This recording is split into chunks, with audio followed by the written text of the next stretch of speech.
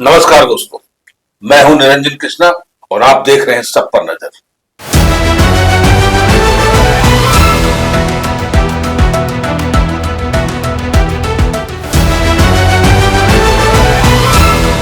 जिला परिषद सदस्य एवं झामुमो की महिला नेत्री लक्ष्मी मुर्मू ने जिले में बढ़ते भ्रष्टाचार को लेकर के गंभीर चिंता जताई। उन्होंने कहा कि सरकार जनता के हित में लगातार बेहतर कार्य करने की कोशिश कर रही है, लेकिन कुछ अधिकारी अपनी मनमानी से योजनाओं की पारदर्शिता पर सवाल खड़े कर रहे हैं। लक्ष्मी मुर्मू ने आरोप लगाते हुए कहा कि जमीनी स्तर पर कई योजनाओं का सही तरीके से क्रियान्वयन नहीं हो पा रहा है, जिससे आम जनता को अपेक्षित लाभ नहीं मिल पा रहा। उन्होंने स्पष्ट किया कि भ्रष्टाचार केवल किसी एक पक्ष का मुद्दा नहीं, बल्कि इसे रोकने की जिम्मेदारी विपक्ष दोनों की समान रूप से बनती है। उन्होंने कहा कि जनता ने हमें जनाधार देकर सत्ता में भेजा है, इसलिए हमारी प्राथमिक जिम्मेदारी है कि हम उसकी समस्याओं का समाधान करें और व्यवस्था को पारदर्शी बनाएं। मुर्मू ने आगे कहा कि यदि समय रहते भ्रष्टाचार पर अंकुश नहीं लगाया गया तो इससे विकास कार्य प्रभावित होंगे और जनता का विश्वास भी कमजोर पड़ेगा। उन्होंने प्रशासनिक अधिकारियों को चेतावनी देते हुए कहा कि वे अपने कार्यशैली में सुधार लाएं और जनहित को सर्वोपरि रखें। साथ ही उन्होंने सभी जनप्रतिनिधियों से अपील की है कि वे राजनीतिक मतभेद से ऊपर उठकर जनता के मुद्दों पर एकजुट होकर के काम करें। उनका कहना था कि विकास तभी संभव है जब पारदर्शिता और जवाबदेही सुनिश्चित हो। उन्होंने ये भी मांगा कि भ्रष्टाचार से जुड़े मामलों की निष्पक्ष जांच होनी चाहिए और दोषियों के खिलाफ सख्त कार्रवाई की जानी चाहिए, ताकि एक स्पष्ट संदेश कि जनहित के साथ कोई समझौता बर्दाश्त नहीं किया जाएगा। आइए देखते हैं खास खबर हमारे एसपीएन के संवाददाता चंदन पॉल, धनबाद, झारखंड से। और एयरपोर्ट का समस्या बहुत गलत सी।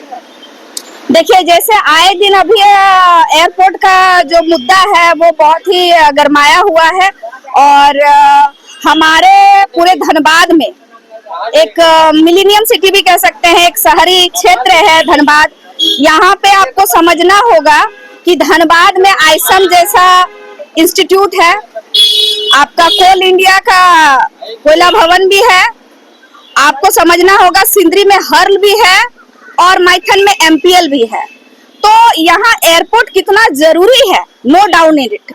तो हम चाहेंगे कि एयरपोर्ट बनाया जाए और जो प्रोसेस है, जैसे हमारे माननीय सांसद जो अभी है उनसे मैं यही निवेदन करूंगी कि विदाउट एनी राजनीति कूटनीति वो जनता के भाव को समझे, उनकी तकलीफों को समझे और जो नगर के उद्यान मंत्री हैं उनसे ये रिक्वेस्ट करे कि हमारे राज्य सरकार को एक प्लेटफॉर्म के द्वारा जो प्रोसेस है वो प्रोसेस को पहल करे, ना कि बयानबाजी करके राजनीति करे और हमारे जनता के इमोशन के साथ और उनके साथ राजनीति का खेल खेले। अगर क्षेत्र की बात करें तो क्षेत्र में काफी समस्या है, काफी करप्शन नजर आ रहा है, उसको कैसे देखिए, करप्शन तो ऑल ओवर धनबाद में कहीं देखिए तो कम नहीं है। हमारी सरकार है, नो डाउट इन इट, लेकिन ये कलयुग है।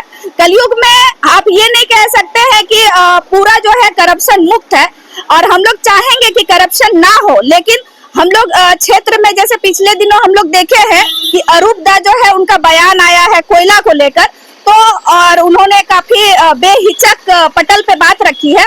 तो मैं यही कहना चाहूंगी कि वो भी विधायक है और क्योंकि मिर्सा क्षेत्र कोयला क्षेत्र पड़ता है तो उनको संज्ञान में लेना चाहिए और जो अधिकारी एक्शन में नहीं है उनको कैसे एक्शन में लिया जाए वो देखे। और हमारा क्षेत्र तो गोविंदपुर पड़ता है, ना वहाँ आउटसोर्सिंग है और ना खनन विभाग का ऐसा कोई खदान है, तो वहाँ उस तरह का व्यापार किस लिए हो रहा है, कैसे हो रहा है, कौन लोग इसमें इन्वॉल्व है, इस पे प्रशासन जो है हम लोग चाहेंगे दबाव डालेंगे कि जो है उस पे कड़ी कार्रवाई किया जाए। और उसमें नो डाउट पक्ष ऐसा नहीं है कि हम सत्ता में है तो हमारा जिम्मेदारी बनता है, यहाँ विपक्ष में जो है और खासकर यहाँ के सांसद हुए या विधायक हुए उनके भी जिम्मेदारी बनती है कि करप्शन को कैसे रोके और प्रशासन को कैसे लगाम लगाया जा सकता है। हमारे माननीय हेमंत दा क्षेत्र के डेवलपमेंट को लेके और जो कूटनीति है उसको लेके पहली नजर बनाए हुए हैं। वो खासकर मूलवासी, आदिवासी और महिलाओं को कैसे आगे लाया जाए उसमें फोकस्ड है। No doubt it.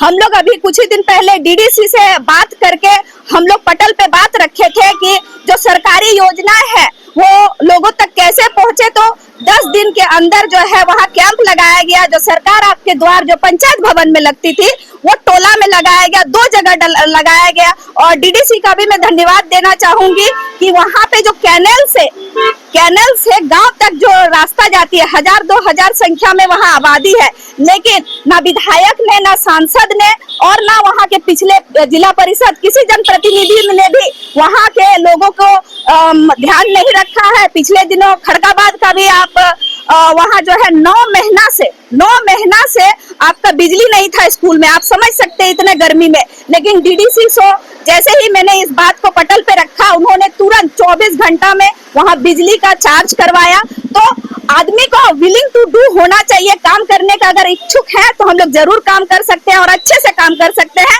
लेकिन आप अगर करप्शन में रहिएगा तो करप्शन नहीं रुकेगा। इसलिए सर्वप्रथम आपको बिना करप्शन किए आप खुद एग्जाम्पल सेट कीजिए कि जनता को, सद्भाव को हम आगे रखें, काम करें और कैसे विदाउट करप्शन को किए हम कैसे अच्छा काम कर सके। तभी आप एग्जाम्पल सेट कीजिएगा, तभी किसी का आलोचना या किसी के ऊपर आरोप लगाइएगा। सवाल ये है मैडम कि करप्शन की आप बात कर रहे हैं तो करप्शन नेशनल 19 जहाँ गोविंदपुर क्षेत्र के वहाँ पर प्रतिदिन अगर हम बात करें कोयला तस्करी का, अवैध बालू तस्करी का, अवैध मांगुर मछली का, गौ तस्करी का, वो लगभग कई वाहनों, यानी हम बात करेंगे तो 100 से अधिक वाहनों की जो है आवागमन होती है।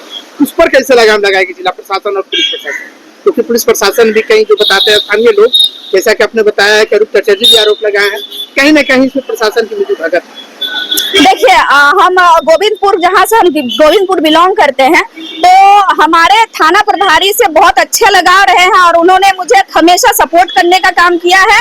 और जहाँ तस्करी की बात है तो NH2 में आपका निरसा से लेके गोविंदपुर से लेके तोपचाची जो इतने सारे थाना आते हैं, तो सभी को SSP को संज्ञान में लेना चाहिए कि अगर ऐसा है तो ऐसा इस कड़े कदम को उठा के इसको रोक लगाना चाहिए। और क्योंकि विधायक है, सांसद है, हम तो एक मामूली जनप्रतिनिधि के एक जिला परिषद सदस्य हैं, तो वो लोग पावरफुल एक जगह में है। तो वो लोग अगर चाहेंगे, वो लोग की अगर इच्छा शक्ति होगी तो जरूर करप्शन रुकेगा और जनता का जो है विकास जरूर होगा। एक सवाल और मैडम, क्योंकि आप ये इस बात को मैं पटल पे जरूर रखूंगी। और जहां तक आप इस बात को कह रहे हैं तो नीलामी या फिर कैसे इसको दुरुस्त किया जाए इस सिस्टम को, ये माननीय के नजर में है और इसको जल्द ही दुरुस्त कर लिया जाएगा। और जहाँ पे आप बोल रहे हैं 2000 के जगह इससे इस तरह धन उगाई कर रही है, तो इस तरह के जो भी लोग कर रहे हैं ये गलत है। और हम चाहेंगे इसमें